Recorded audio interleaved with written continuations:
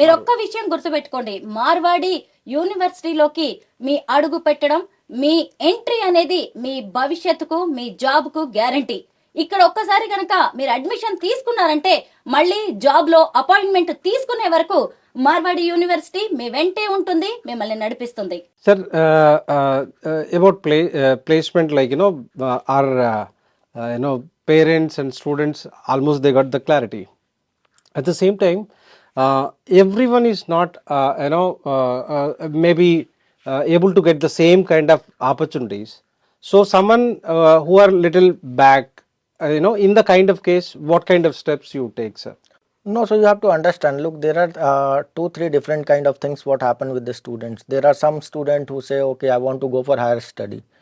Okay, so we guide them and train them for going for IELTS and other services, from which other language tests, so that they can go easily for the MS